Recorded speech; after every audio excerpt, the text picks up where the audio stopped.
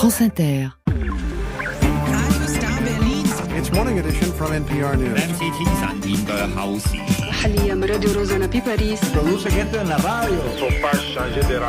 France Inter. Le 18-20. Fabienne Synthèse. Un jour dans le monde, un jour où donc à votre avis ? This was a movement like nobody's ever seen before. And frankly, this was, I believe, the greatest political movement of all time. There's never been anything like Il this in s'agissait, this country. dit-il, d'un mouvement comme personne n'en a jamais vu auparavant. Et franchement, je pense qu'il s'agissait du plus grand mouvement politique de tous les temps. Il n'y a jamais rien eu de tel dans ce pays.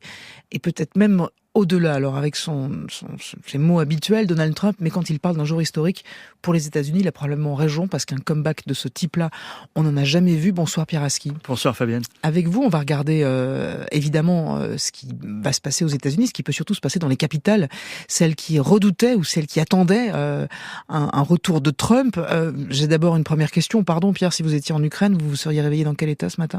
Une gueule de bois, en tout cas une vraie inquiétude sur l'avenir, parce que c'est sans doute le pays où le changement de président à la Maison-Blanche va avoir les plus lourdes conséquences, qui sont celles de la défaite ou de la poursuite de la guerre. En tout cas, dans leur vie quotidienne, les Ukrainiens vont ressentir le poids de Trump. Ce qui est intéressant, c'est que Volodymyr Zelensky est l'un des premiers à avoir félicité Donald Trump. On comprend pourquoi il le fait. Il applaudit, même il parle d'une impressionnante victoire électorale. Il compte sur le soutien de Donald Trump, évidemment, face à la Russie. On va y aller en Russie dans un instant, Pierre Aski, mais un mot quand même sur Zelensky qui prend les devants tout de suite, évidemment, face à Donald Trump. En fait, dans tous ces messages qui se sont accumulés dans la journée, il y a plusieurs lectures possibles, et celui de Zelensky est très intéressant, puisque on sait qu'il y a une histoire conflictuelle entre eux, puisque lorsque il était président, Donald Trump avait essayé de ramener Zelensky pour enquêter sur le fils de Biden, etc. Donc il y a une très longue histoire, et aujourd'hui, alors que le pays est en guerre contre la Russie, il y a tout ce passé et ce passif entre les deux hommes, et à travers les lignes, on voit bien, Zelensky parle avec émotion de sa dernière rencontre avec Trump. Enfin, il essaye de montrer qu'il est accommodant et qu'il saura se mettre au diapason avec le nouveau président. Et puis surtout, il dit qu'il sait pas. Ce qu'il dit aussi entre les lignes, c'est qu'il sait pas en fait ce qui va se passer. L'imprévisibilité de Donald Trump, c'est effectivement le premier qui la prendra le point de fouet. Oui, tout à fait. Et il fait référence dans son message à son propre plan de paix qu'il a soumis à tous les alliés de l'Ukraine il n'y a pas longtemps. Mais on sait très bien que Donald Trump va s'asseoir dessus et n'en fera qu'à sa tête. Donc ce message est à triple ou quadruple lecture. Et pour le coup, alors pardon de vous mettre encore dans la peau, là, en l'occurrence de Zelensky, mais je me demandais si son premier coup de fil, est-ce que c'est là, en fait, Zelensky qui appelle Trump, ou est-ce que Zelensky a plutôt intérêt à appeler, on y sera aussi, à appeler Berlin ou à appeler Paris ? Et a appelé aussi le secrétaire général de l'OTAN, Mark Rutte, qui vient de prendre ses fonctions il n'y a pas longtemps, l'ancien Premier ministre néerlandais, qui est un homme important dans ce dispositif.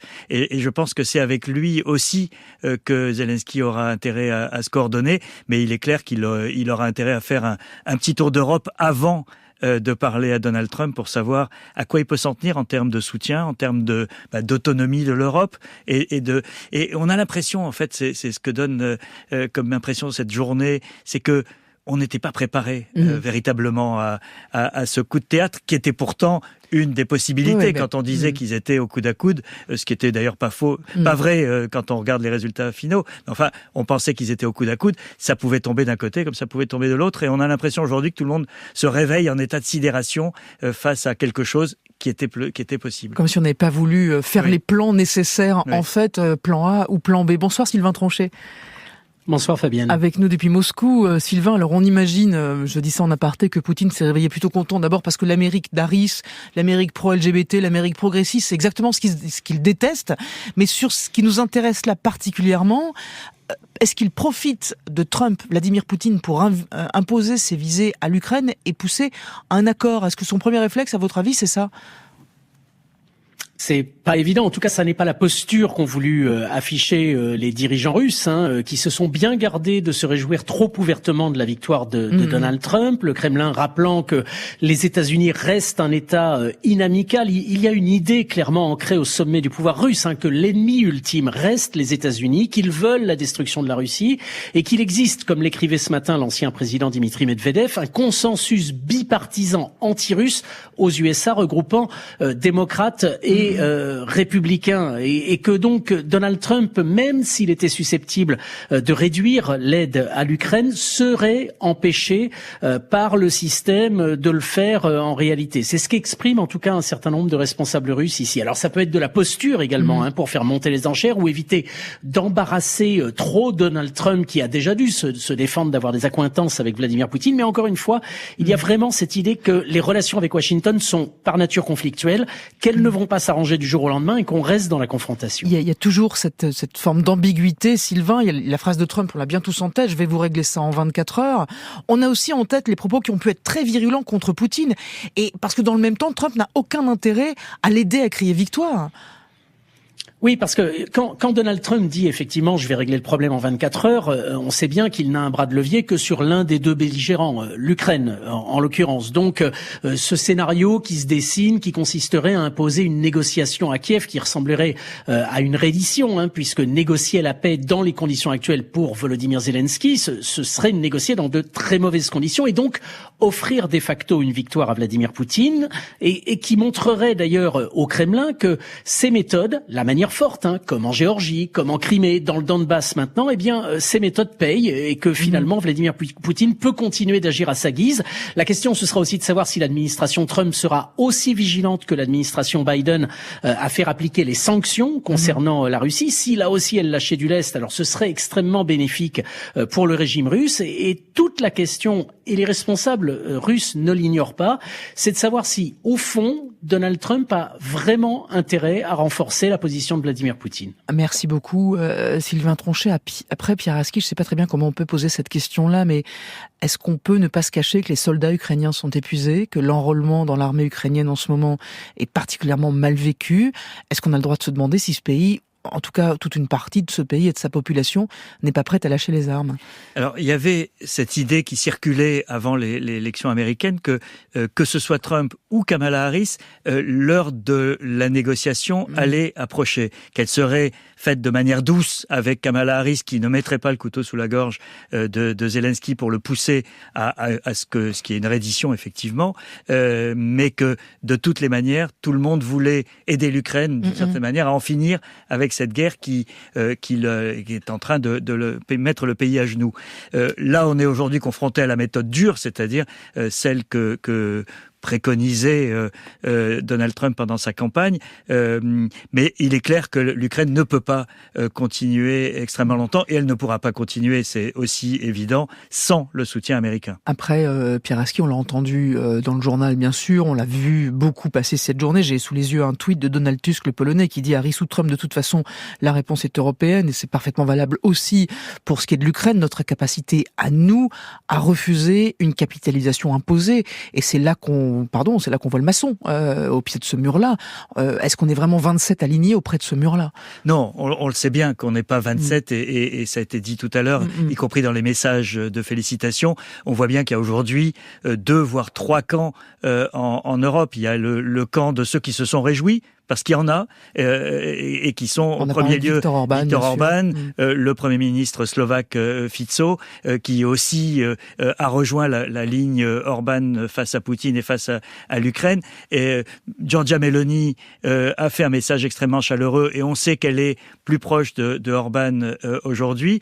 Et puis il y a ceux qui, on a vu ce réveil franco-allemand après des mois de léthargie, il faut bien le dire, il faut refaire vivre, redonner vie à cette autonomie stratégique européenne. Et puis entre les deux, il y a ceux qui vont essayer de s'en sortir et de ménager une relation cordiale avec l'hôte de la Maison-Blanche, quel qu'il soit.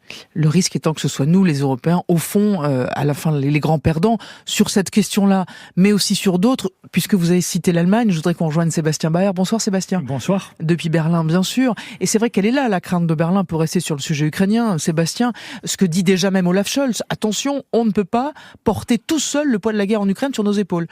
Oui, l'Allemagne qui est le deuxième d'ailleurs plus important soutien de l'Ukraine, financier et militaire derrière les États-Unis, mais qui pourrait bien devenir le premier si Donald Trump coupe ou bien réduit l'aide américaine. Et c'est précisément là ce que Berlin redoute, devoir dépenser davantage pour soutenir l'Ukraine. Ça n'est franchement pas prévu au programme.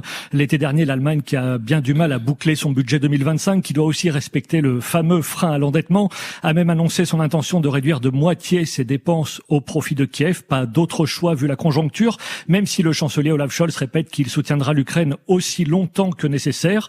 Un désengagement américain placerait aussi l'Allemagne en première ligne, obligerait Scholz à prendre des décisions fortes. Ce n'est pas franchement le rôle que le chancelier préfère. Jusqu'à présent, il s'alignait bien souvent sur la question ukrainienne, sur la position de Joe Biden. Il y a une autre inquiétude en Allemagne, Sébastien, ce sont les tarifs douaniers par exemple, c'est l'économie d'une manière générale. On parle d'un pays, le vôtre, qui est en récession, quand les États-Unis effectivement vont bien, et surtout sont devenus le premier partenaire économique de l'Allemagne, justement pour les éloigner de la Chine. Un Trump à la tête des États-Unis désormais, qu'est-ce que ça veut dire pour l'économie allemande ? Alors c'est vrai que jusqu'à récemment, c'était l'inverse. Chine en 1, États-Unis en 2, mais l'Allemagne, qui veut être moins dépendante de Pékin, a réduit ses activités avec la Chine. Et désormais, 10% des exportations allemandes filent vers les États-Unis. Alors dans quelle mesure Trump va-t-il augmenter les droits de douane ? 10, 20%, on ne le sait pas encore. Mais la première victime sera évidemment l'industrie automobile, Mercedes, Volkswagen, BMW. Trump reproche régulièrement à l'Allemagne d'inonder le marché américain avec ses voitures et de ne pas acheter suffisamment, à ses yeux en tout cas, de produits qui viennent des États-Unis. Les instituts économiques, Fabienne, ont déjà fait leurs calculs. Cette guerre commerciale pourrait faire perdre 180 milliards d'euros à l'économie allemande et coûter à terme 1,5 point de croissance. L'Allemagne n'a vraiment pas besoin de ça. L'économie est moribonde, vous l'avez rappelé, et elle va terminer l'année dans le rouge pour la deuxième fois consécutive. On va y venir également s'agissant de la Chine dans un tout petit instant. J'ai une toute dernière question pour vous et très rapidement, Sébastien. On disait tout à l'heure avec Pierre Aski que subitement l'Allemagne et la France se rabibochent. En fait, ça n'avait pas été le cas depuis longtemps à la faveur, j'allais dire, de l'élection de Trump. Mais l'Allemagne qui est dirigée par une coalition très fragile, est-ce qu'elle peut se ressouder justement dans la tempête à venir ?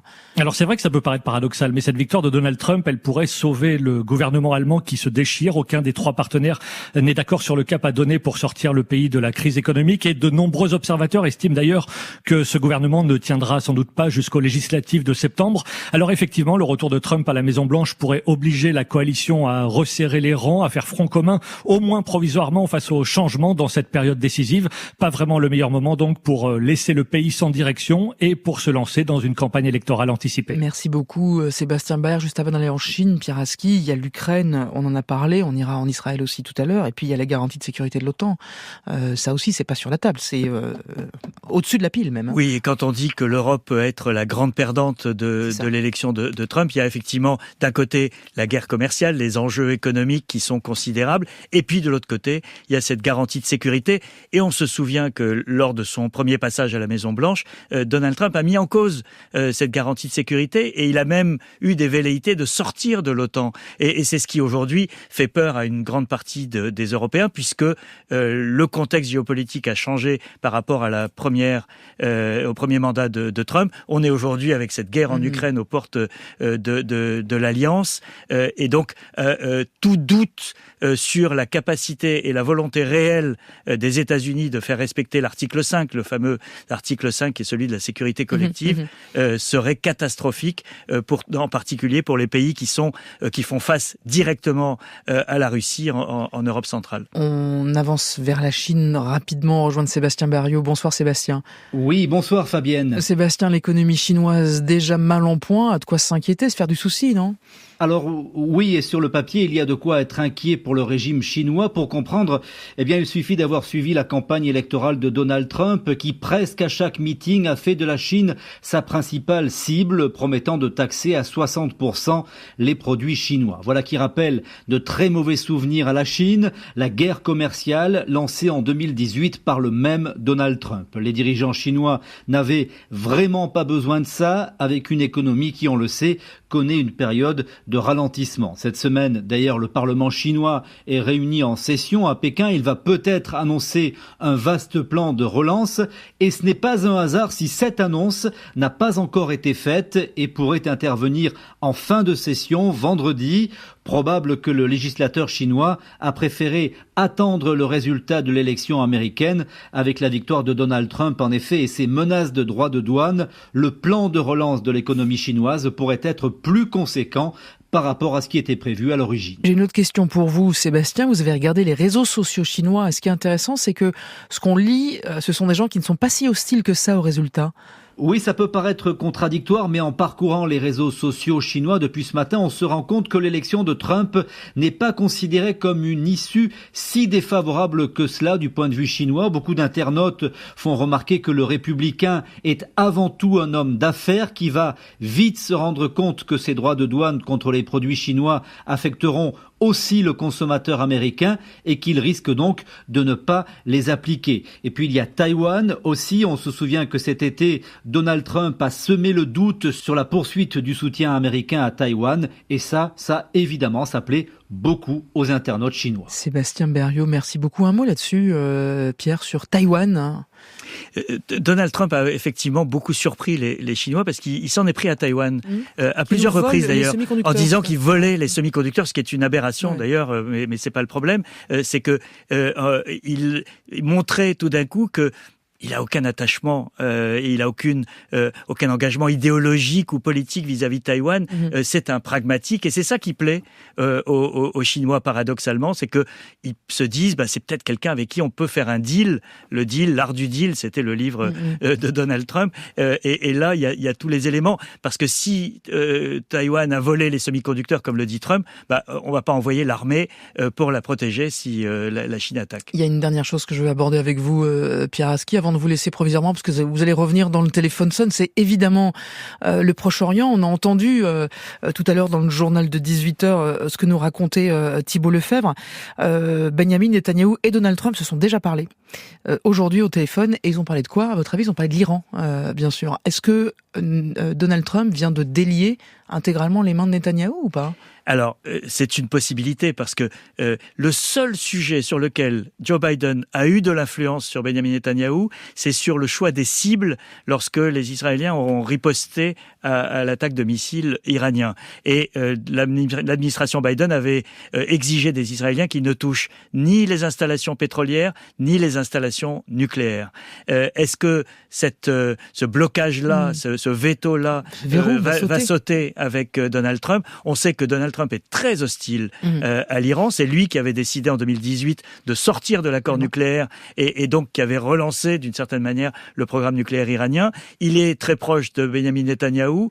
Il y a toute une ambiguïté autour de Donald Trump. C'est qu'il ne veut pas de guerre, il ne veut pas déclencher de guerre.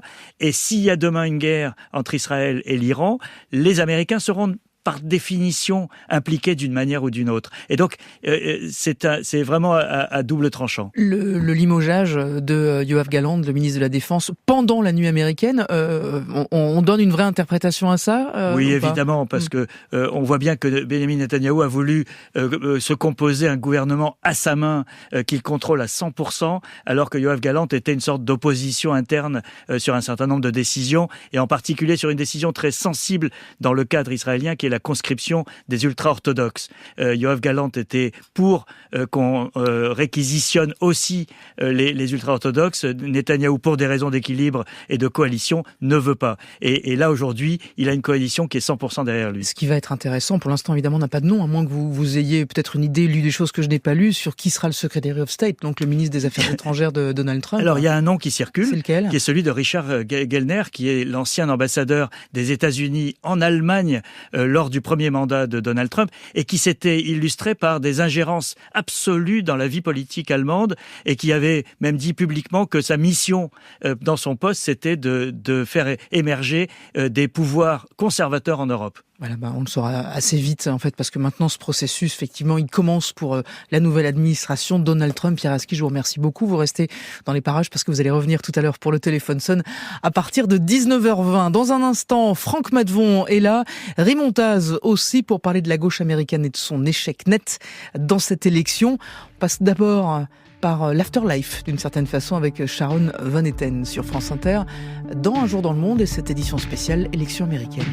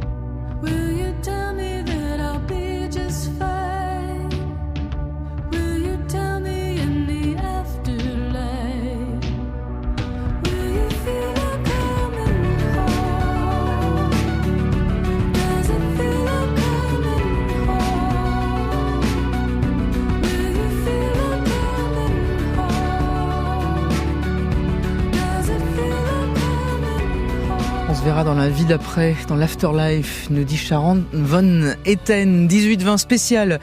Élection américaine, victoire nette, victoire tranchée de Donald Trump, qui devient donc le 47e président des États-Unis après avoir été le 45e. Avec nous, depuis Washington, Franck, c'est pas le Monde à 18h50, c'est le Monde à 18h46. On y est presque. Bonsoir à vous, Franck Madvon. Bonsoir Fabienne, bonsoir à tous. How dare you? World of change. Fabienne Synthèse. Le 18-20. Franck, en janvier, donc, Donald Trump entamera un nouveau mandat à la Maison-Blanche. Et ce soir, vous nous dites pourquoi la saison 2 sera sans doute encore plus animée et plus radicale que la saison 1. Oui, en 2016, rappelez-vous, l'élection de Trump avait stupéfait le monde entier, énorme surprise. Lui-même et ses proches ne s'attendaient pas à une telle victoire et s'y étaient mal préparés. Cette fois, la campagne s'est professionnalisée. Trump a écarté tous ceux qui étaient en mesure de freiner ses ambitions, ses projets. Et d'ailleurs, depuis qu'il s'est porté candidat à une nouvelle présidence, rien n'a filtré sur de possibles tensions au sein de son camp, contrairement à 2016. Il est entouré de conseillers dévoués, alignés sur le même agenda, nationalisme, protectionnisme, l'Amérique d'abord, America First, rejet de l'immigration, conservatisme.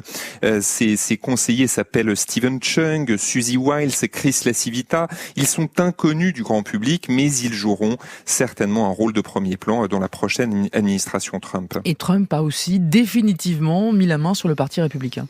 Oui, en 2016, il avait réussi une sorte de putsch. Ses outrances, sa radicalité lui avaient permis de se distinguer de ses 16 rivaux de la primaire qui s'inscrivaient tous dans la tradition du Grand Old Party, baisse d'impôts et défense des valeurs de la droite chrétienne. Mais arrivé à la Maison-Blanche, Trump devait encore composer avec des caciques républicains comme le chef de la majorité au Sénat, Mitch McConnell, ou son vice-président Mike Pence. Il a été contraint de travailler au gouvernement avec des figures respectées, ou des militaires, John Kelly, Mike Pompeo, William Barr. Aujourd'hui, le parti républicain est aux ordres de Trump. Par peur de décevoir les fans MAGA, les élus misent tous sur le soutien du milliardaire et ceux qui ont émis des doutes après l'assaut contre le Capitole sont sortis du jeu. Et d'autres personnalités, Franck, ont rejoint son cercle. Oui, alors le premier nom, bien sûr, qui vient en tête, c'est Elon Musk. Trump a aussi été porté au pouvoir par l'homme le plus riche du monde, qui a joué un rôle capital dans ce scrutin. Musk a apporté aux Républicains sa fortune, mais aussi son influence grâce à son réseau X et une forme de respectabilité. En résumé, si un grand patron soutient Trump, c'est bon signe. Autre personnalité sulfureuse, Robert Kennedy Jr., le banni de la famille Kennedy, qui s'est rallié à Trump après avoir tenté de faire cavalier seul pour la présidentielle, anti-vax, climato-sceptique, adepte des théories conspirationnistes, et c'est à lui que le président élu pourrait confier le portefeuille de la santé. Autre exemple, la nuit dernière, quand Trump tient son discours de victoire, un instant solennel, à qui laisse-t-il la parole, Fabienne? À Dana White, le patron de l'UFC, l'organisation de MMA, ce sport de combat qui fascine des millions d'Américains, surtout des hommes. Et alors cette fois, on voit pas bien ce qui pourrait freiner Trump.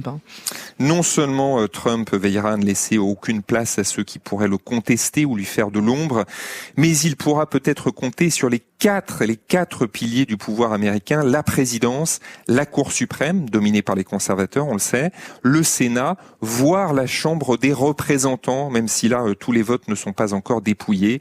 Face à lui, l'opposition démocrate, la société civile, la moitié des États-Unis tenteront de s'appuyer sur la Constitution, sur les institutions américaines pour retenir le bras de Trump et, disons-le, limiter les dégâts. Franck Madvon avec nous depuis Washington. Merci beaucoup. On reste bien sûr aux États-Unis avant d'accueillir notre invitée suivante qui est à New York. D'ailleurs, chose entendue par nos correspondants dans les swing states, dans les ex-swing states désormais, dans les QG des deux candidats hier soir.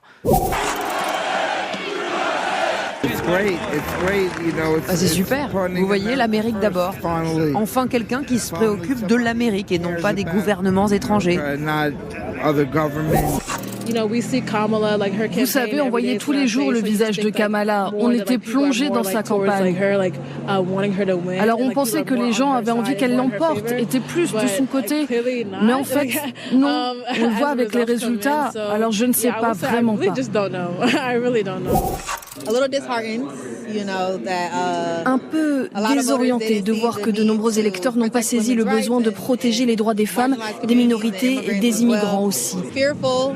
Voir que nous allons avoir un gouvernement républicain, ça me fait peur. Surtout pour les femmes noires qui vont traverser des moments difficiles pour survivre dans ce climat. Et merci à tous les correspondants de France Inter qui ont beaucoup donné pour la nuit et pour cette journée, ce jour d'après aussi, pour Un jour dans le monde et évidemment pour tout France Inter. Bonsoir Imontaz. Bonsoir. Vous êtes chercheuse en géopolitique à l'ISS, l'International Institute for Strategic Studies. Merci d'être avec nous. Vous êtes à New York. On va parler des démocrates ensemble, mais j'ai d'abord cette question pour vous, Rimontaz.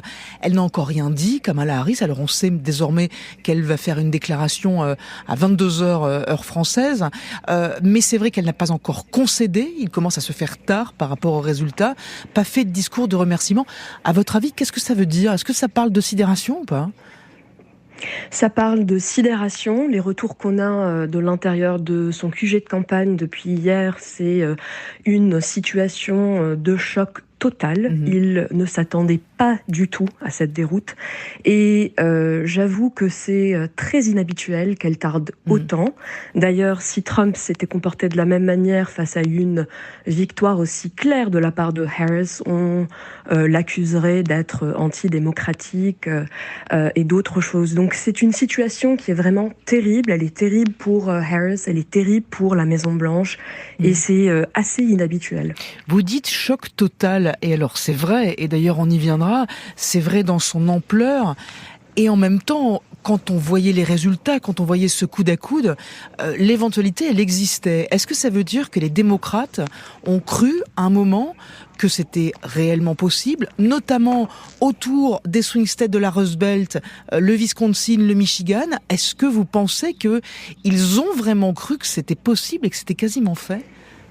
Ah oui, il y a eu un changement d'atmosphère et d'ambiance très marqué depuis 10 jours, où soudain on a vu beaucoup d'indicateurs objectifs qui parlaient par exemple d'un raz-de-marée de votes anticipés pour Harris, d'une grosse mobilisation des femmes, des jeunes, et en fin de compte, ça ne s'est pas traduit par des victoires dans les États où il fallait vraiment être vainqueur. Je me souviens dimanche de ce sondage dans l'Iowa qui semble dire une montée en flèche du vote des femmes et qui dit même que l'Iowa, ce petit État rural et républicain, peut l'emporter à +3 pour Kamala Harris. On se retrouve à +10 pour Donald Trump. Qu'est-ce que ça dit ça aussi, Rimontas, de ce que les démocrates n'ont pas vu, mais pas vu du tout, quoi? Les démocrates, franchement, ont raté quelque chose de fondamental depuis 4 ans. Il y a un vrai problème d'inflation aux États-Unis. Moi, je parle avec ma famille dans plusieurs États qu'on appelle des swing states. Tout le monde me parlait de cette question d'inflation. Même les gens, d'ailleurs, qui ont des niveaux de revenus élevés. Il est clair, et à chaque fois que je viens aux États-Unis de France, je vois la différence dans les prix. Donc ça, c'est un vrai sujet. Et d'ailleurs, depuis 2020, une partie du camp démocrate, dont une des représentantes de New York, n'arrêtait pas de prévenir le parti en disant « si on n'arrive pas à changer l'expérience réelle tous les jours au supermarché des gens où ils vont, à chaque fois qu'ils arrivent pour payer leurs factures, ils voient que tout est plus cher. Si on n'arrive pas à changer ça, on va tout perdre, même. Et le problème, c'est qu'en fait, la campagne a passé, et d'ailleurs l'administration Biden a passé 4 ans à dire à la classe moyenne américaine qu'ils ne comprenaient pas leur propre expérience économique. Et on voit aujourd'hui que c'est ce qui a fait la différence. Ça veut dire que si on dit la campagne a été trop courte, elle n'a pas eu le temps de se présenter, c'était compliqué, elle a une vice-présidente trop effacée, ça veut dire qu'on se cache derrière notre petit doigt. Mais tout ça, évidemment, a aussi contribué à l'étendue de cet échec. Je veux dire, quand on regarde les résultats dans le détail, on voit que Kamala Harris a eu moins de soutien que de la part de toutes les catégories des électeurs. Et surtout, elle a reçu... Je pense, je cherche le chiffre, elle a reçu 14 millions de voix en moins que Joe Biden en 2020. C'est énorme. Et alors, les chiffres qui sont vertigineux, Rimontas pour les démocrates, les latinos, c'est la première fois que le chiffre s'inverse, 54% vers Donald Trump. Les femmes, vous en parliez, qui ont voté majoritairement pour Kamala Harris, mais certainement pas de manière aussi énorme que ce qu'on pouvait imaginer. Les ouvriers avaient déjà lâché la gauche, c'est un fait, mais la classe moyenne, y compris celle des banlieues, qui ne sont pas des banlieues les plus pauvres aussi, ont lâché la gauche américaine. Aujourd'hui, mais être démocrate américain, c'est quoi? Est-ce que c'est pas par là que ça doit commencer? Comment on se définit, nous? Il faut absolument que le Parti démocrate se redéfinisse, et je pense que vous touchez à un sujet majeur qui est que ça fait des années que le Parti démocrate n'arrive pas à définir une vision positive qui ne soit pas juste une contradiction de la position des républicains pour remobiliser son électorat. Vous parliez de l'électorat latino, 66% de l'électorat latino disait que la cause la plus importante, le sujet le plus important pour eux, c'est l'inflation. Et c'est pour ça qu'ils ont voté pour Donald Trump. C'est la même chose pour les femmes. Donc oui, une petite majorité, un peu plus de 50% ont voté pour Harris, mais c'est parce que, je suis désolée de dire les choses comme ça, c'est vrai que la question du droit à l'avortement était importante, mais vous savez quoi? Les femmes, comme les hommes, vont au supermarché une fois par semaine ou quelques fois par mois, et donc ils sont confrontés au coût de la vie beaucoup plus que le besoin d'aller avorter. C'est aussi cru que ça, mais c'était ça qui a déterminé finalement cette défaite qui est sans appel pour Harris, mais aussi surtout pour les démocrates. Merci beaucoup Rimontas, on y reviendra dans le téléphone. Rimontas, vous êtes chercheuse en géopolitique à l'ISS, l'International Institute for Strategic Studies. Je vous remercie 1000 fois en direct de New York. L'édition spéciale du 18-20, elle continue bien sûr. Dans un instant, c'est le journal de 19h d'Hélène Philly, juste après le téléphone sonne. Bonsoir Philippe Lefébure. Bonsoir à tous. Rédacteur en chef du 18-20. Philippe, pour toutes les questions, pour tout ramasser, c'est la bonne adresse. Mais oui, Florent France. La différence de score entre Biden il y a 4 ans et Harris aujourd'hui est basée selon moi sur une forme de sexisme. Même les femmes n'ont pas voté pour elle. Sur WhatsApp, Trump est le meilleur président pour la construction de l'Europe comme un électrochoc. Kevin, à quel point peut-on faire des parallèles avec la France ? Une gauche molle, une extrême droite populiste soutenue par des milliardaires et une gauche plus radicale qui a du mal à se démarquer dans les urnes. 01 45 24 7000, c'est le même chemin par WhatsApp comme vous le savez et pour l'appli France Inter aussi.